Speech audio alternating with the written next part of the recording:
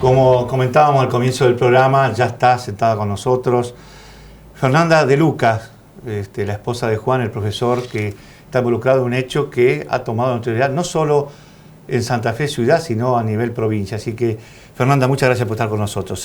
Gracias a ustedes por este espacio. Bueno, a ver, para que aquella gente del interior, porque este programa se ve en 32 ciudades, pincelame un poquito cómo estalló esto en tu familia, que lo desubicó y lo dejó en una situación al borde de la incomprensión y la situación, digamos, judicial de tu esposo, que la verdad que con una justicia tan lenta no se termina de aclarar en el tiempo que uno quisiera. Es así, hace 2 meses y medio ya casi, el 7 de octubre, por la mañana estábamos, mi esposo entraba a trabajar en el turno tarde del jardín. Yo estoy haciendo teletrabajo, así que estaba en mi domicilio y nos llega la información de que había un grupo de padres, lo llama la directora de la escuela, le dice que hay un grupo de padres en la puerta, que había una denuncia por un hecho ocurrido contra una de las niñas. La verdad es que nos desconcertó esa situación en el mismo momento en que nos empezaban a llamar amigos porque estaba saliendo su foto en un medio, en un noticiero de internet también, con su nombre. Porque ya estaban presentes en el lugar. La verdad es que fue un shock en el primer momento porque nos tomó totalmente desprevenidos. Mi marido tiene 25 años de docencia en diferentes espacios, nunca se había visto involucrado en un hecho semejante. En ese momento, bueno, nada, nos acercamos al gremio para saber cómo actuar. Inmediatamente busca un abogado y se presenta a la justicia. Yo vuelvo a mi casa y a las 3 de la tarde me avisan amigos que salgamos porque la dirección de mi casa estaba circulando en las redes sociales. Entonces, bueno, muy a mi pesar salimos con lo opuesto. Nos llevan unos primos y a las 5 de la tarde nos empiezan a llamar los vecinos que habían ingresado a mi domicilio, que habían incendiado la casa, que habían asesinado a las mascotas.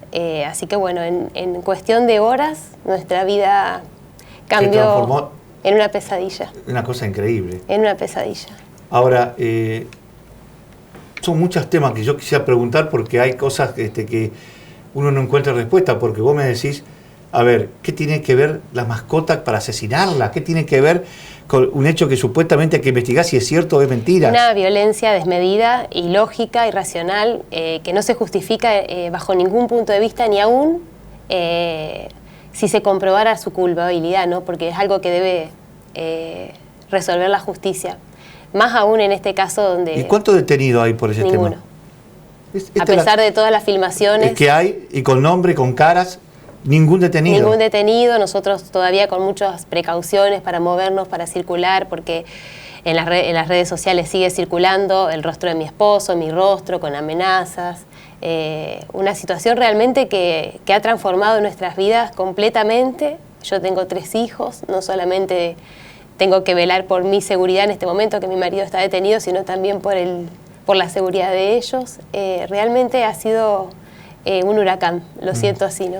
Fernanda, ¿cuál es la imputación y en qué circunstancias las que le hicieron a tu esposo? Él está imputado por 5 hechos, a 5 niñas, digamos, de abuso simple, que en realidad está agravado por la situación de guarda, ¿no? Porque él es educador.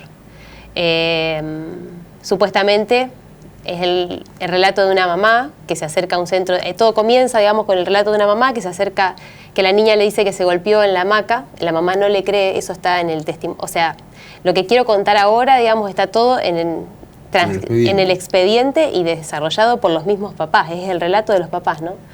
La niña le dice que se golpeó en la rueda del jardín, la mamá no le cree, la lleva al centro de salud público, al Hospital Iturraspe. En ese lugar 4 profesionales descartan el abuso, no solamente físico, sino también en el relato de la niña, que sigue diciendo que se cayó en la hamaca. Ella no se convence, va al hospital de niños. En el hospital de niños le dicen también que no hay abuso, entonces ella va igual, hace la denuncia, mientras la información empieza a circular por las redes sociales. Y de ahí se desencadenan las otras denuncias. Siempre decimos por efecto contagio, porque cuando empieza a circular la foto de mi esposo por todas las redes sociales, por Facebook, con el título de violador, con el nombre de la escuela, que hacen varios papás, que lo relatan también en las denuncias. Pero acá se involucra una oficina de la Municipalidad de Santa Fe. ¿Y qué poder tiene para involucrarse y generar todo este esta denuncia? Se llaman operadores del sistema judicial, son como instituciones de apoyo a la justicia en estos casos. El problema es que las recomendaciones siempre cuando hay una sospecha de abuso es que los niños no sean expuestos a reiteradas intervenciones. ¿Para qué? Para que sea la Cámara Gesell la que permita recuperar ese relato original. Cuando se hace la denuncia en la Agencia de Investigación Criminal, se le da intervención a la Subsecretaría de Niñez de la Municipalidad, por la cual esta niña, que ya había pasado por 4 profesionales en una institución, por otro profesional en otra, va al médico legista, la examina, la interroga, después va los psicólogos de la municipalidad, la vuelven a interrogar. Entonces, imagínense, digamos, que en un día esa niña recorrió a cerca de 10 personas, donde fue revisada, donde fue expuesta a un la mayoría de los relato. profesionales dice que no había nada. Exactamente. Exactamente. Y que hay un informe de la municipalidad diciendo que sí. Hay un informe, en realidad la niña nunca dice nada, es la mamá la que dice que la niña dijo que el profesor la tocó en la clase de gimnasia en un patio delante de todos sus compañeros. En un patio no hay que testigo, no hay testigo. No hay testigos. Es un patio que está abierto a la calle, se ve desde la vereda, las clases de educación física se ven desde el patio del secundario, digamos, no es un lugar que haya intimidad, que pueda estar oculto. No hay testigos de este hecho, digamos. Ella sí manifiesta que fue adelante, la mamá manifiesta, ¿no?, que fue adelante de todos sus compañeros, mediante un juego que después entre las niñas también lo van confundiendo, porque el relato es como el teléfono descompuesto, digamos. Empieza haciendo el juego del oso, después el juego del gato, después la escondida, o sea, todos los relatos son distintos. La única prueba que nosotros teníamos de que esto no ocurrió eran las cámaras del patio del colegio. Y a pesar de que la Agencia de Investigación Criminal y la Fiscalía estuvieron presentes al día siguiente de la denuncia en la escuela, no se preservaron las cámaras, se solicitaron 10 días después. Y se borraron. Y se borraron porque las cámaras se van pisando. Entonces la prueba más importante que debería haber buscado en ese momento la Fiscalía para comprobar si este hecho realmente había ocurrido, más allá de las condiciones que existían en la institución también, ¿no?, para analizar si realmente podría ocurrir un hecho semejante en un patio que da a la calle, que está a la vista de todo el mundo, ¿no? Las cámaras, que era la prueba más importante por la cual hoy mi marido no estaría detenido, no se preservaron. Ahora, Fernanda, ¿y los directivos no tomaron esa precaución? Si saben que tiene una cámara, la lógica es, vamos a ver Nosotros, qué pasó. por una cuestión de respeto a la institución y porque también sabemos que, bueno, que ellos también tienen que cumplir con sus recaudos legales y están asesorados por sus abogados, no hablamos con la institución, esperamos que Pero tiene razón, ¿sí? Darío, ¿cómo no va a preservar? Que eso también limpia la institución. En cualquier casa, si entran a robar, si vos tenés cámara, lo primero es decir, che, a ver quién entró, quién pasó, o quién rompió el auto, es una cuestión doméstica, habitual de sí, todo. no se preservaron. ¿Este Frino Inmaculada es pago o gratuito? Es una escuela parroquial que tiene una cooperadora, porque es una escuela de un barrio marginal, es Sí. un barrio muy humilde. Bueno, a ver, como dice Darío, ¿cómo no se preservó para defender la imagen de la institución? Sí. Porque también está afectada la institución. acá. Seguramente. Ahora, no lo hiciste, ¿por qué? Porque fue acá lo que se vio, que rápidamente los medios periodísticos salieron a considerar y hacer sentencia. Es culpable, más allá de lo que se diga y que haya un montón de médicos que no pasó.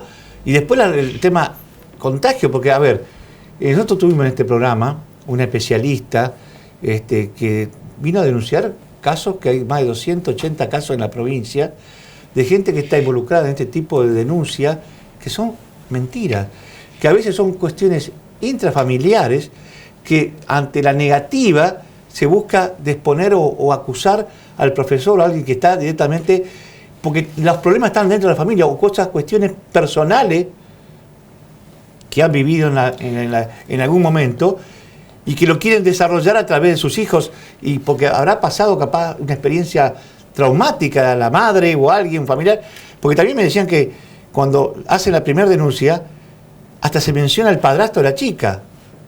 Hay muchas cosas que no se han tomado en cuenta.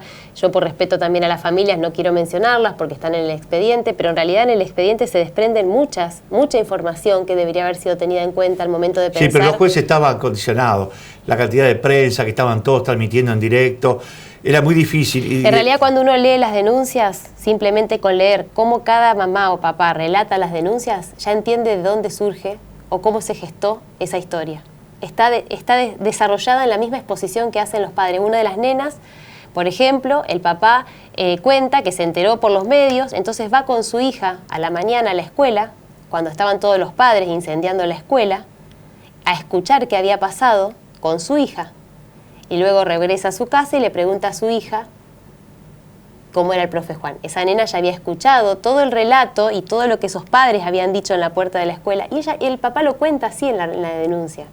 Entonces, se puede ver, digamos, de dónde fue tomando cada uno ese relato, esa falsa denuncia, esa acusación, ¿sí? Porque un niño que va y escucha que están quemando la escuela, que los papás relatan un montón de historias... No, a ver, y periodísticamente son 5 denuncias, no son una. Es decir, ¿pero por qué? Porque vos decís, bueno, hay un contagio, hay una forma que todo el mundo se siente como que... También a mi hija y cualquier cosa que es dudosa. Ahora, lo que han logrado es que se pueda permitir, en lo que se va a hacer el estudio esto de la cámara Gesell, de incorporar peritos especializados, porque también se manipula mucho en las cámaras Gesell. ¿Y ustedes tuvieron la oportunidad de tener un perito de parte? Nosotros propusimos, en realidad las cámaras Gesell deberían ser tomadas por un equipo multidisciplinario, claro, de acuerdo al Código Procesal Penal. Eso no ocurre, no existe ese equipo, y por lo tanto la Fiscalía viene desarrollando habitualmente estas cámaras, pero no es una facultad exclusiva de la Fiscalía. Y también cuando se dice, bueno, pero la defensa es parte, la Fiscalía también es parte, es la acusación, ¿no? Entonces, ¿qué es lo que nosotros pedimos? Nosotros pedimos con la defensa las primeras cámaras Gesell, por eso pedimos nosotros esa prueba y propusimos un perito de parte para hacerlas, ¿sí? Con un currículum que demuestra su expertise en el tema, y eso fue apelado por la defensa. Recién ahora, después de la segunda apelación, se demoraron en 2 oportunidades, se suspendieron, estando el perito acá presente, esperando para hacer las cámaras Gesell. Las cámaras se suspendieron por la apelación de la Fiscalía, porque es muy importante quién toma las cámaras Gesell. De hecho, nosotros, frente a 3 que ya se tomaron, en una de ellas vamos a hacer una denuncia ante la Corte Suprema por las tremendas irregularidades que se cometió en esa cámara Gesell, con un niño, primero que es un niño que era testigo, ¿sí? Que decía haber visto cómo esto le ocurría a 2 nenas. ¿Qué edad tiene ese niño? 4 años. Esa versión ya estaba desmentida en el expediente por el papá de las nenas, que dijeron, no, mi hija dice que eso no ocurrió. De todas maneras, ese niño fue llevado a la cámara Gesell. El niño tiene una dificultad en el habla por la cual es incomprensible. No puede expresar palabras inteligibles, digamos, ¿no? Entonces, el niño sometido a una verdadera tortura durante 40 minutos para tratar de entender qué es lo que quería expresar. Y a pesar de que no se lo comprendía, la entrevistadora va forzando la entrevista al punto de preguntarle e inducir directamente el tipo de respuesta que no lo logra porque el niño no puede expresarras, digamos, ¿no? Entonces, bueno, eso es algo gravísimo y realmente pone de manifiesto... que es un perito puede estar por la Fiscalía. Es una locura. Con una jueza que no interrumpió esa cámara Gesell en el momento. Qué bárbaro.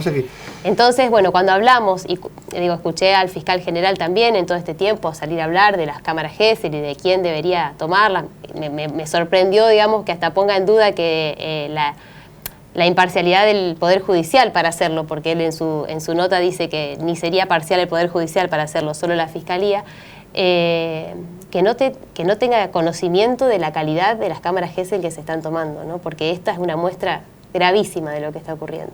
Ahora, Fernanda, tu esposo fue acusado de abuso sexual simple en cinco ocasiones, con 5 chicos diferentes. Exacto. En el mismo día todo.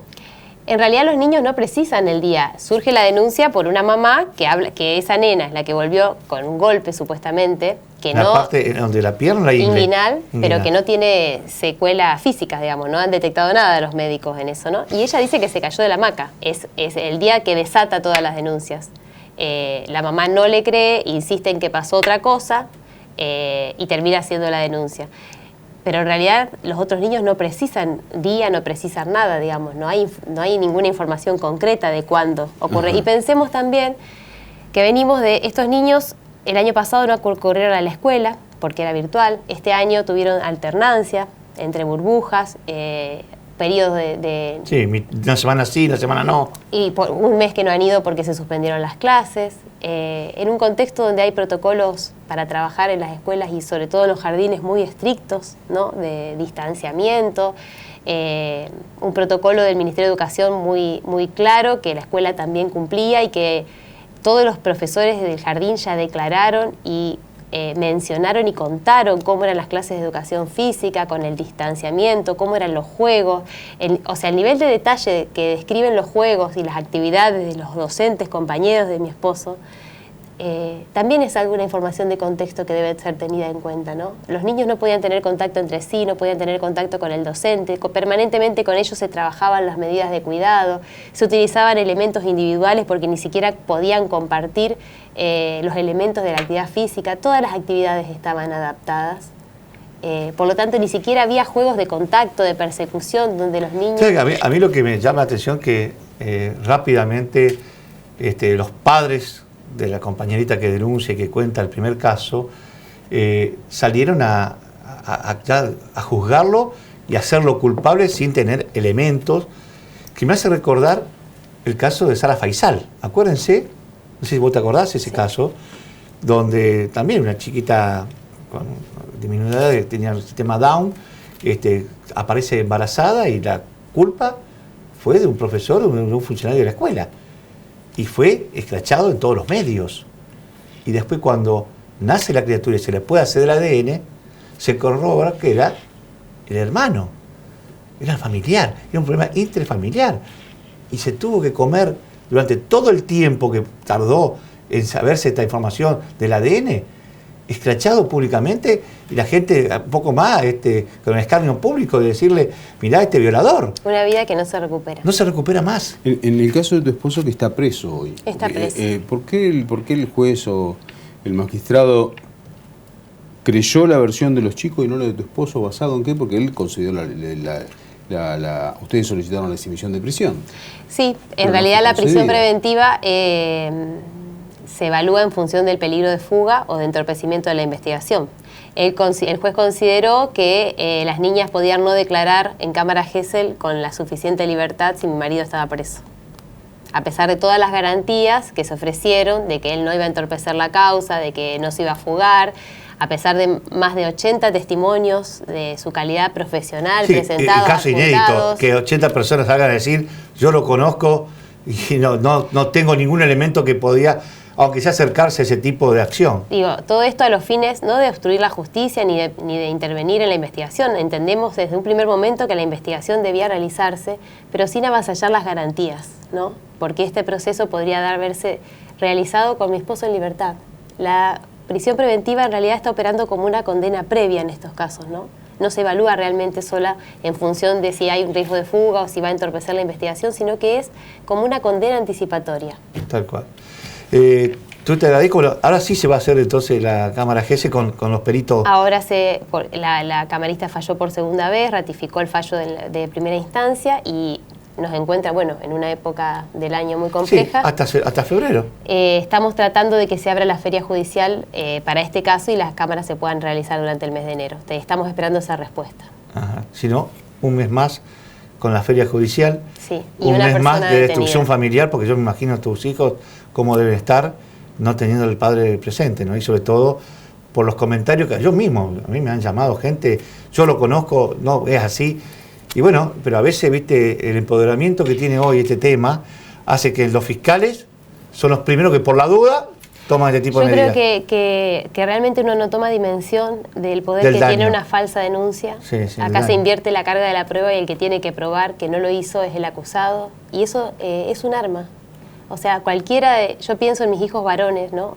Y pienso en su futuro y pienso en sus relaciones personales, laborales, familiares. Y yo digo, cualquier persona que se cruza en su camino y por la razón que fuera se le ocurre hacer una falsa denuncia, se enfrentan a este proceso largo, sin garantías, de prisión. Y aparte, increíble, destrozaron la casa, le quemaron todo, le mataron la mascota y ningún procesado. Qué desequilibrio de justicia, ¿no? Me estoy acordando que hace un mes atrás un tribunal en Reconquista dictó una sentencia y en el cuerpo, la explicación, en los fundamentos de la sentencia, fueron contra un mito que existe que dice los niños y los borrachos nunca mienten.